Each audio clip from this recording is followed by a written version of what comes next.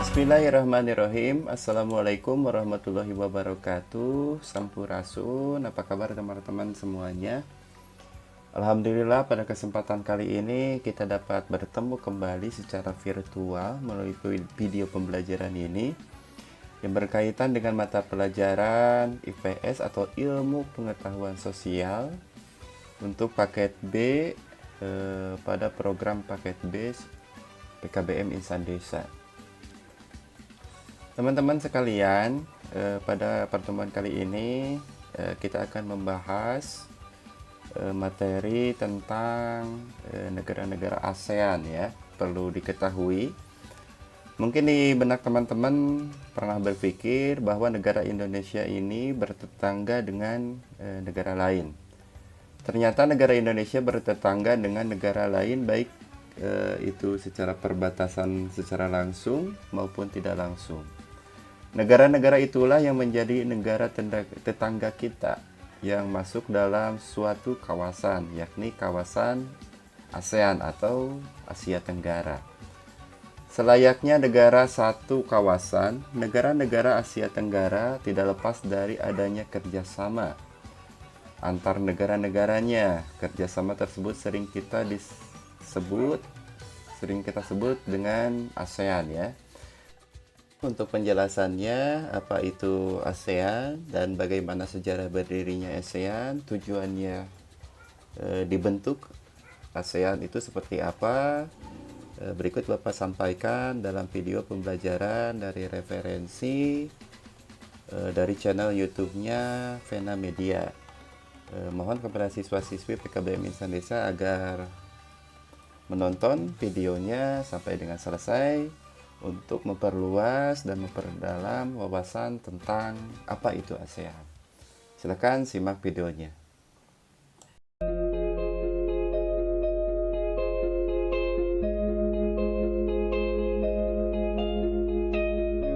Bulan Agustus 1967 di Lim Thien Bang Sain Beach, Thailand, 5 negarawan dari Indonesia, Malaysia, Filipina, Thailand, dan Singapura, selanjutnya dikenal sebagai The Founding Father of ASEAN, berkumpul bersama mempelopori teks singkat dan sederhana sebagai sebuah dokumen yang menandai embrio terbentuknya kerjasama di kawasan.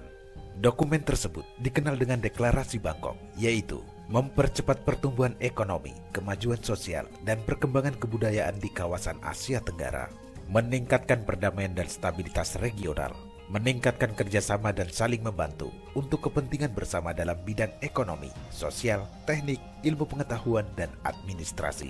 Memelihara kerjasama yang erat di tengah-tengah organisasi regional dan internasional yang ada, serta meningkatkan kerjasama untuk memajukan pendidikan, latihan, dan penelitian di kawasan Asia Tenggara.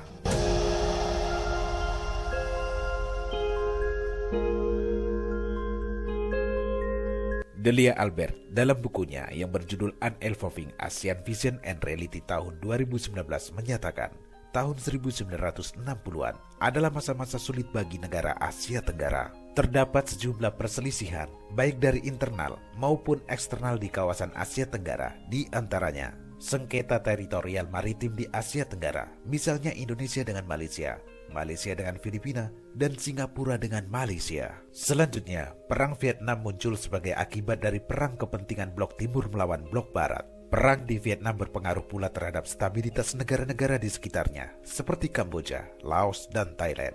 Selain itu, sejak kepemimpinan Mao Zedong yang berhaluan komunis pada tahun 1949, China berusaha menyebarkan pengaruhnya di seluruh wilayah Asia, termasuk Asia Tenggara.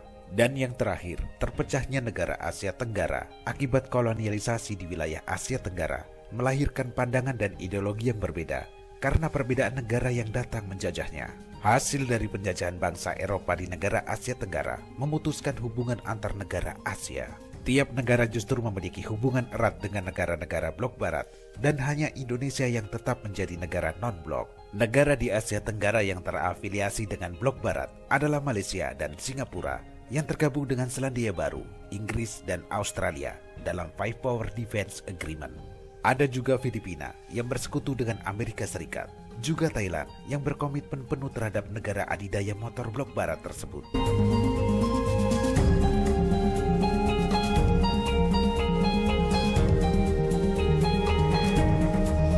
Pemirsa, konflik-konflik yang terjadi mendorong negara-negara di Asia Tenggara yang menjadi inisiator pembentukan ASEAN untuk dapat memastikan keamanan negara dan menyelesaikan perselisihan secara damai sebelum berujung pada konflik. ASEAN akan melakukan cara-cara kooperatif seperti konsultasi dan dialog dalam menyelesaikan masalah. Lebih lanjut, organisasi ini juga dapat menjadi penghubung antara negara-negara Asia Tenggara yang sebelumnya saling teraliansi satu sama lain. Selain itu, kesamaan geografis, kesamaan nasib, kesamaan budaya, dan kesamaan kepentingan menjadi latar belakang terbentuknya ASEAN. Tepatnya tanggal 8 Agustus 1967 di Bangkok, Thailand, Menteri Luar Negeri Indonesia Adam Malik, Wakil Perdana Menteri merangkap Menteri Pertahanan dan Menteri Pembangunan Nasional Malaysia Tun Abdul Razak, Menteri Luar Negeri Filipina Narciso Ramos, Menteri Luar Negeri Singapura S. Rajaratnam, dan Menteri Luar Negeri Thailand Tanat Koman duduk bersama menorehkan sejarah di kawasan Asia Tenggara. Pidato dan pesan kelima tokoh tersebut jauh melampaui masanya. Mereka mewakili impian serta aspirasi dari sekitar 500 juta orang dari negara masing-masing. Agenda dilanjutkan dengan penandatanganan deklarasi Bangkok. Hasilnya, suatu organisasi kawasan yang diberi nama Perhimpunan Bangsa-Bangsa Asia Tenggara, Association of Southeast Asian Nations, telah resmi berdiri. Piagam ASEAN adalah dokumen penting saat proses pembentukan ASEAN yang merupakan kerangka kerja hukum dan kelembagaan yang mengikuti seluruh anggota negara ASEAN. Melalui piagam ini, ASEAN resmi menjadi organisasi yang berstatus hukum.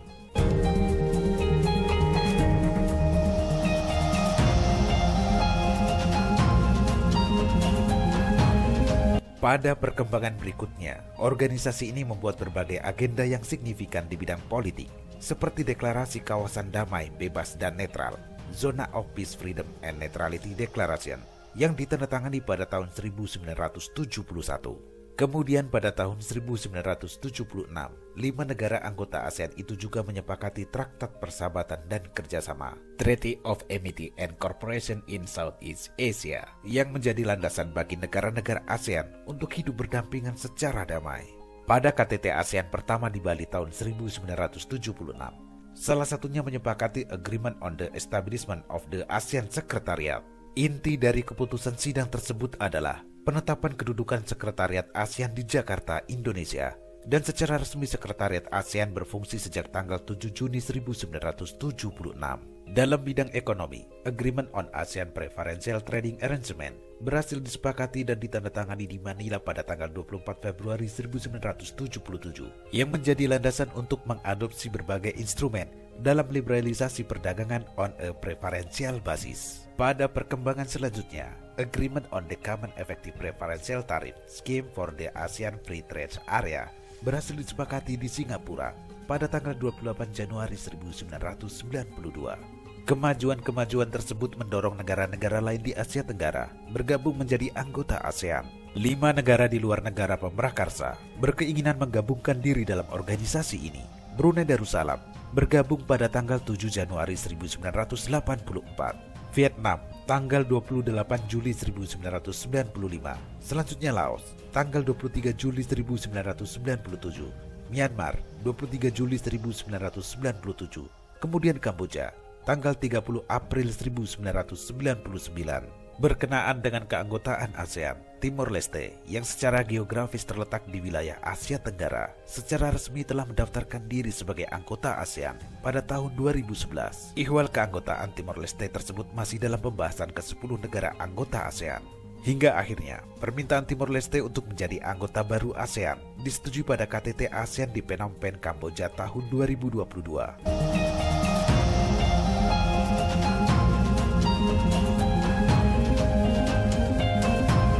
Sebagai sebuah kawasan dengan jumlah penduduk lebih dari 600 juta jiwa dan memiliki beragam sumber daya alam serta posisi geografis yang strategis, ASEAN adalah kekuatan ekonomi potensial dunia. Di tengah beragam tantangan global, baik dalam sektor keamanan, politik, dan ekonomi, ASEAN harus tetap memegang teguh kesatuan dalam menjalin hubungan kerjasama termasuk kerjasama dengan negara-negara eksternal. ASEAN-lah yang harus berada di kursi kemudi untuk mengendalikan kerjasama ASEAN ke depan tanpa didikte oleh kepentingan negara eksternal.